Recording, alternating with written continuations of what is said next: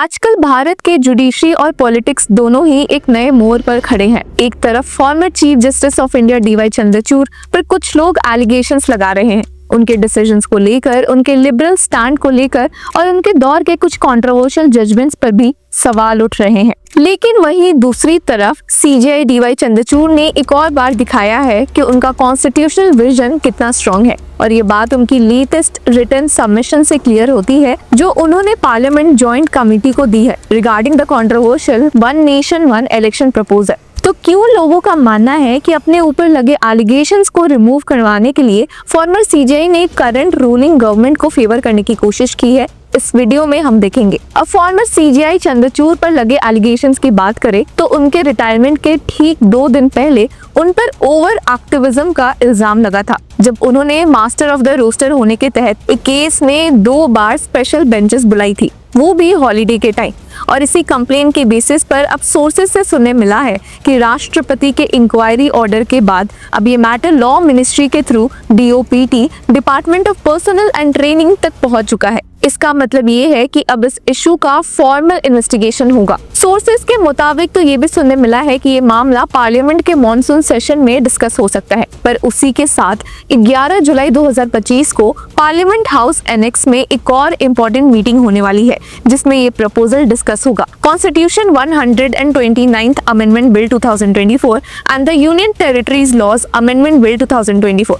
अब इन दोनों बिल्स का मेन मकसद है इंडिया में साइमल्टेनियस इलेक्शंस कंडक्ट करना, यानी कि एक ही समय पर लोकसभा और सभी स्टेट असेंबलीज के इलेक्शंस करवाना। अब ये आइडिया काफी समय से डिबेट का सब्जेक्ट रहा है। सपोर्टर्स कहते हैं कि इससे पैसे बचेंगे, एफिशिएंसी बढ़ेगी और इलेक्शंस बार बार होने से जो डिस्ट्रैक्शंस होते हैं वो कम होंगे। लेकिन क्रिटिक्स, जिसमें कि जुडिशरी फील्ड के ही कई नामी लोग मौजूद हैं, का कहना है कि ये आइडिया रिप्रेजेंटेटिव डेमोक्रेसी की एसेंस को अंडरमाइन करता है, स्टेट्स की ऑटोनॉमी को चैलेंज करता है और प्रैक्टिकल लेवल पर इम्प्लीमेंट करना मुश्किल होगा। इसी कंटेक्स्ट में फॉर्मर सीजेआई डीवाई चंद्रचूड़ ने अपनी रिटन सबमिशंस में कुछ इंपॉर्टेंट पॉइंट्स रखे हैं जो कि सोर्सेस के जरिए अब पब्लिक डोमेन में आई है और जो अब कंट्रोवर्सी का एक मेजर सोर्स बन गया है। उन्होंने क्लियरली कहा है कि conducting free and fair elections is a basic feature of the constitution, but the constitution does not say that polls can be free and fair only if they are held non simultaneously. यानी उनका कहना है कि simultaneous elections होने का मतलब ये नहीं है कि इलेक्शंस अनफेयर हो जाएंगे। फ्री एंड फेयर इलेक्शंस एक कॉन्स्टिट्यूशनल फीचर है, लेकिन उनका नॉन साइमल्टेनियस होना जरूरी नहीं है। अब ये एक शार्प और न्यूआंस्ड पॉइंट है और दिखाता है कि उनका फेथ इंडियन इलेक्टोरेट पर कितना स्ट्रांग है। उन्होंने इस बात को रिजेक्ट किया कि अगर इलेक्शंस एक साथ होते हैं तो लोग नेशनल और रीजनल इश्यूज में कंफ्यूजन महसूस करेंगे। उन्होंने कहा कि this argument assumes that Indian voters are naive and can be easily manipulated, but that goes against the spirit of universal adult franchise which our constitution has guaranteed since the beginning. ऐसे समय में जब judiciary के impartiality पर questions उठाए जा रहे हैं और फॉर्मर सीजेआई चंद्रचूड़ के डिसीजंस को राइट लिबरल कहकर टारगेट किया जा रहा है, उनका ये स्टैंड एक स्ट्रॉन्ग रिमाइंडर है कि कॉन्स्टिट्यूशन के इंटरप्रिटेशन में उनकी क्लैरिटी और कमिटमेंट अब भी इंटैक्ट है।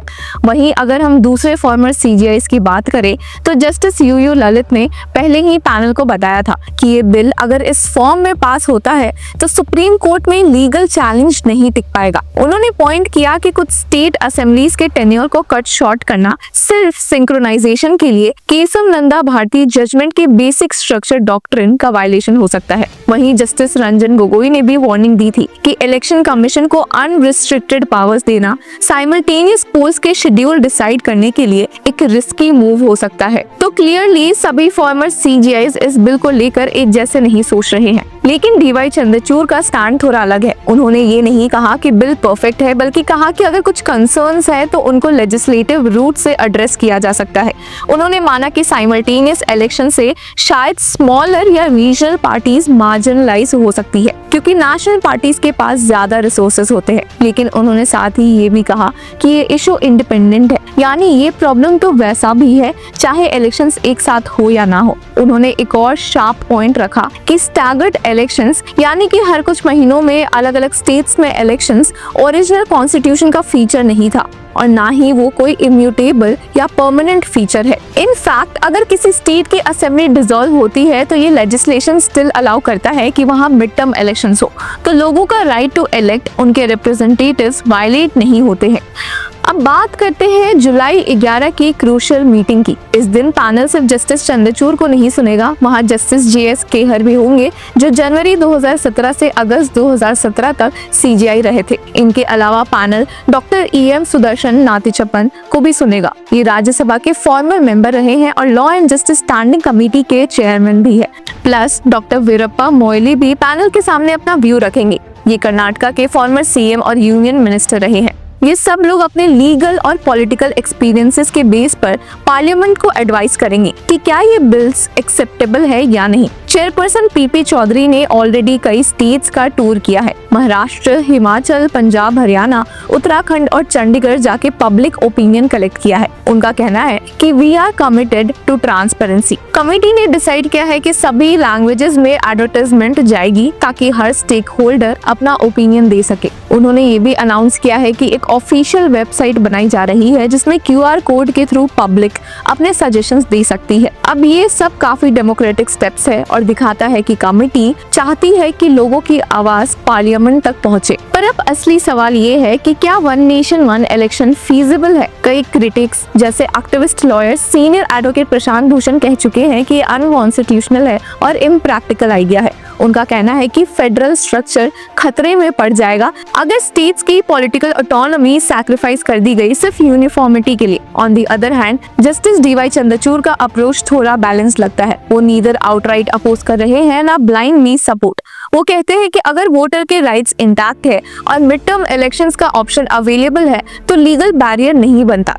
लेकिन वो ये भी सजेस्ट करते हैं कि रीजनल पार्टीज को प्रोटेक्ट करने के लिए एडिशनल स्टेप्स लिए जाए। ये सारी बातें उनकी लीगल विजडम को रिफ्लेक्ट करती है और इसी वजह से आयरॉनिक भी लगता है कि एक तरफ जहां वो पार्लियामेंट के सामने एक रीजन्ड कॉन्स्टिट्यूशनल पोजीशन रख रहे हैं, वहीं दूसरी तरफ उन पर क्रिटिसिज्म का सिलसिला शुरू है। कई उनको एलीट लिबरल बोला जा रहा है तो कई उनके टेन्योर के कुछ जजमेंट्स को पॉलिटिकली टिल्टेड कह रहे हैं।